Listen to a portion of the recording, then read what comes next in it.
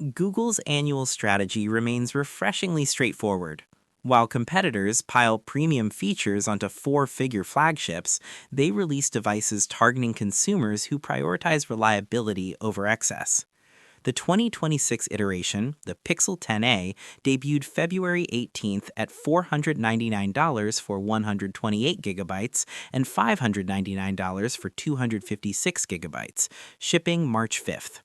Pricing matches last year's 9A, signaling Google's positioning philosophy. The central question, does this represent genuine advancement or mere rebranding? The display impresses considerably for this segment.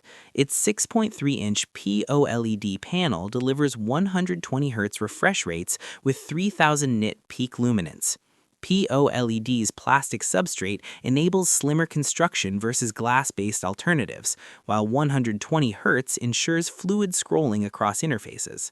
That brightness specification means legibility persists under direct sunlight, a capability many budget competitors lack. Gorilla Glass 7i protection marks substantial improvement over prior A-series iterations using Glass 3, with 9 to 5 Google identifying durability as this generation's standout physical enhancement. Processing comes via Google's Tensor G4 with 8 GB RAM, identical to the 9A's configuration.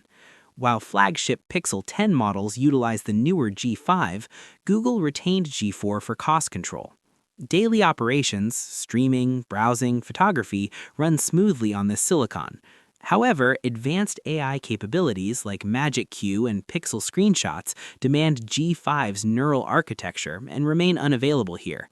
Meshra's assessment emphasized this limitation as critical buyer consideration. The 5100 mAh battery promises 30-plus hours standard usage, extending to 120 hours with extreme battery saver. Charging speeds reach 30 watts wired, up from 27 watts, and 10 watts wireless versus 7.5 watts previously. Incremental rather than transformative gains.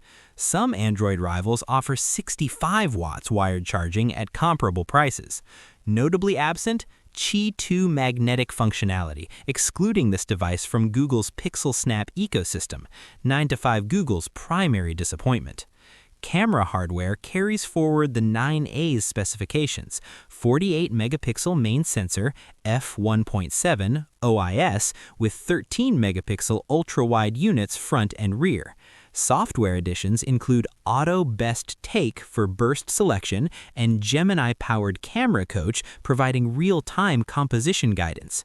Google's computational photography remains its strongest differentiator.